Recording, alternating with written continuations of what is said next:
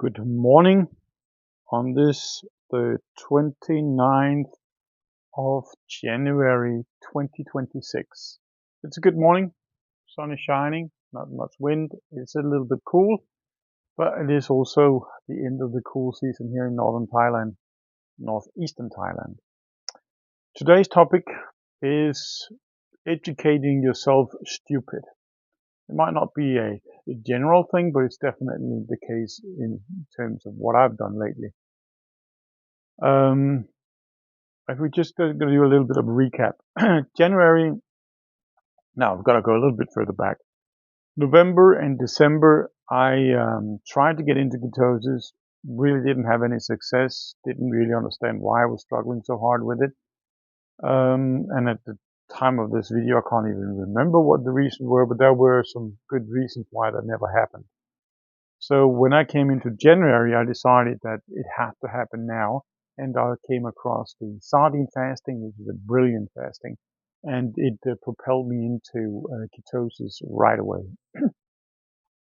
So over the course of the past 29 days, I have been in an average of, I think it's about 1.6 in ketosis, measured by blood meter, and I've got like 16 or 17 readings. My breath meter didn't work eventually. I've just too much discrepancies on that one, so I just opted only for the blood meter. I will not be making that many blood measurements in the future. It's just right now I needed to figure out the correlation between how I feel and what the number says, and also see what impact does the various food I eat have on it.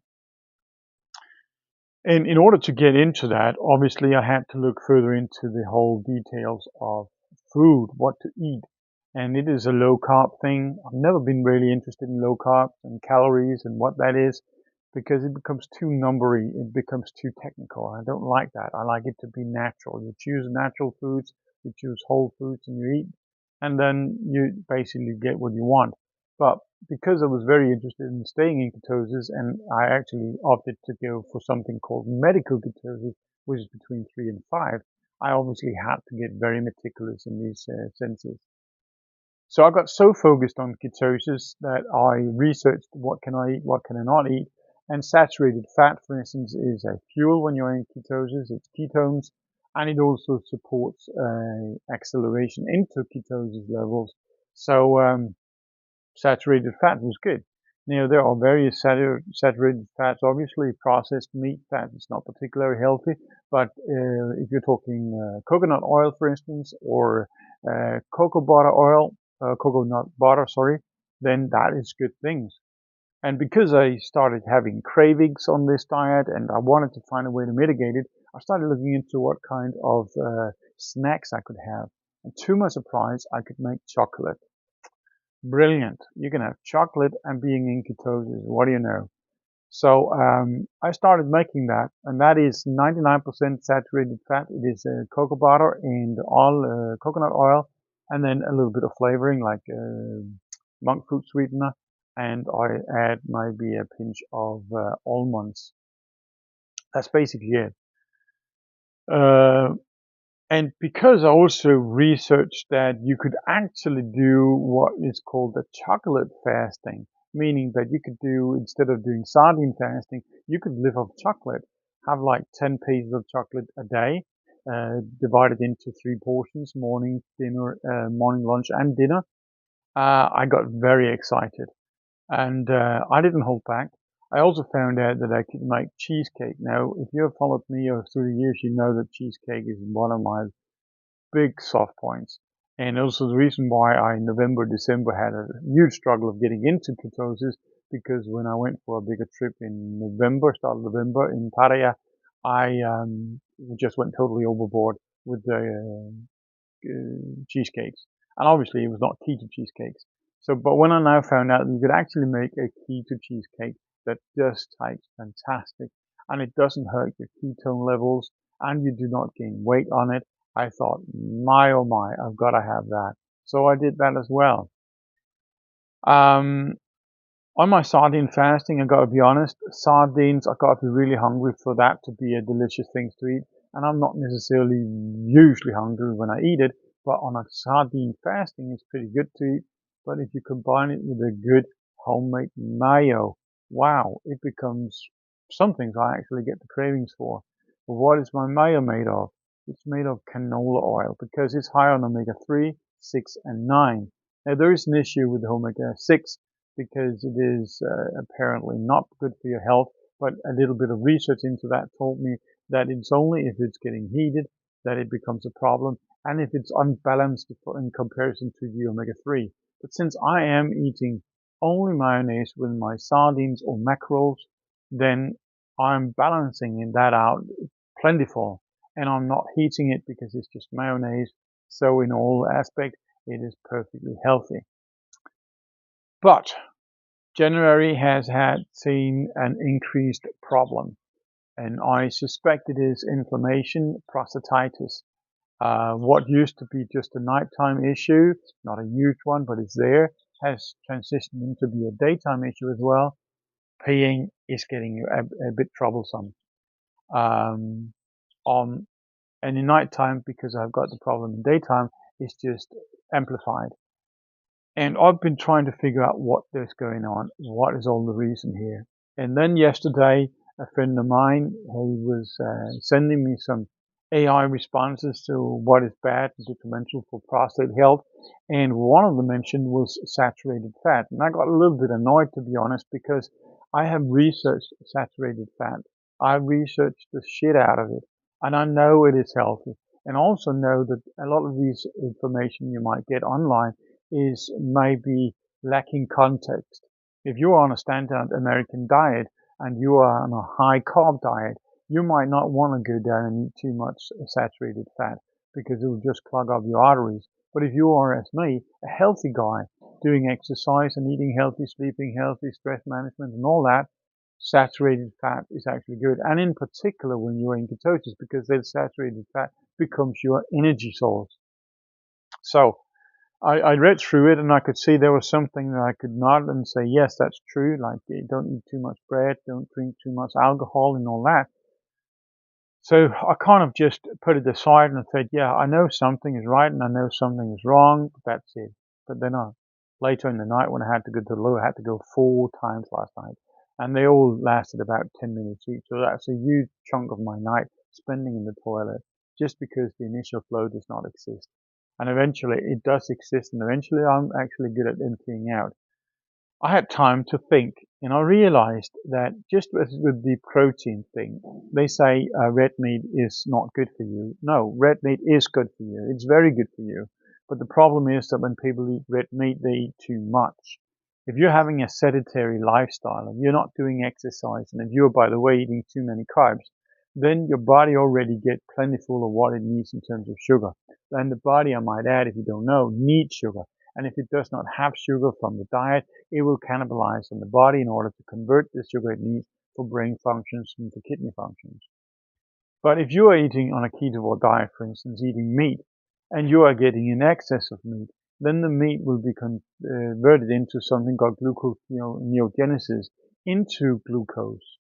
And that's a problem, and that's why a lot of people who is not on the proper diet, eating too much red meat, will get into trouble and even gain weight doing so. But I'm not on a high carb diet. To the contrary, I'm on a very low carb diet. So red meat is not unhealthy. So that becomes a context issue again. And that's why I thought the saturated fat is a context issue. But as I said, I got time to think about it in the night time, and I realized, and it just hit me like a tow truck, a runaway tow truck. Everything in moderation. Now I know there are those who say that is a trap, but it is also true at times. Because I have been making chocolate from coconut oil, and because it is not working detrimental to my ketosis, and ketosis facilitate a higher level of autophagy, and autophagy is the body's ability to clean up the cells in your body, including cancer, eating itself up, and it stresses cancers, so it enters apoptosis, which is programmed cell death. Then ketosis is just good. And coconut oil is enhancing the ketosis effect. So the more the better, I thought. And there might be a certain level of truth to that if you are a healthy person. in every aspect. I am in every aspect except from prostate cancer. And because it was to be healthy and because I researched it to be healthy, I have been eating, as I've concluded today, more than a liter of coconut oil in January alone, simply by eating chocolate.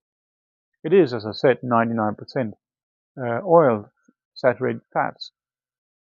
And it contains a lot of cocoa butter as well. I don't know exactly how much I've been doing of that, but I suspect it's about 300 grams of coconut butter you can put on top of that. And it just doesn't stop there. As I've mentioned, my sardines do not really taste all that good, but if I get it with my homemade mayonnaise, which tastes fantastic, I'm making that of canola oil.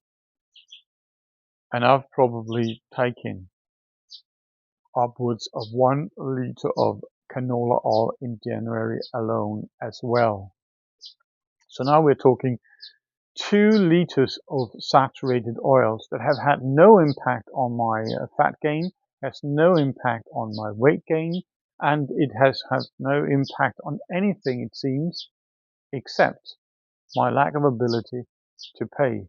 But because I've researched it as being something that is very healthy and very good for everything else, I never thought to look into it until my friend sent me that. It kind of woke up something and I realized, man, I'm stupid. Really, really, really stupid. Now, so at this point here, I am feeling incredibly stupid, but I'm also at the same time feeling incredibly happy because it means that I'll probably, in say, just a week's time, I'll probably see radical improvement to my urinary issue. Another thing that I added, I hope the bird doesn't bother you too much. She wants to talk in along as well. Another thing that adds to it is obviously that I've reduced the amount of exercise because I thought the increased level of cortisol entering ketosis just amplified the problem as well. And I stopped doing my supplements, and one of those was my quercetin with bromelain, and those are very good for prostatitis issues as well. So there's a lot of factors that has just gone into the perfect storm here. Now we are adjusting it, so I will start doing my bromelain and quercetin again, and I will also totally cut out all my chocolate apart from maybe 1 piece, at top 2 pieces a day, because they work very well together with my medicine when I take that, because it's got to be done with fats. So if I'm not eating food, perfect, I'll just take one of the chocolates, but I'll be maintaining just that. Mayonnaise, well, I'll just be cutting that basically out and only be used when I'm making my sardine fasting, and I'll be eating 1 or 2 cans a day, which would be like 1 or 2 spoonfuls of mayonnaise. So that will be very much reduced as well.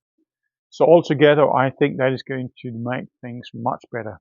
What does it mean for my PSA that I'm going to test for maybe tomorrow or maybe today? I don't know.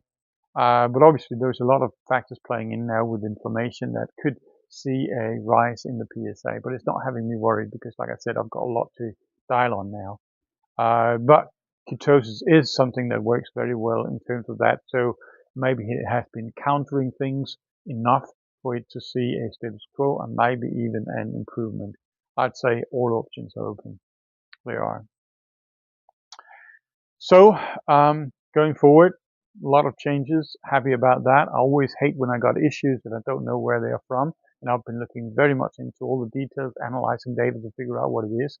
And there it is. It's just right in my face. So, as always, I hope you can use this information for something to avoid making stupidity as I do. And until next time, stay happy and healthy.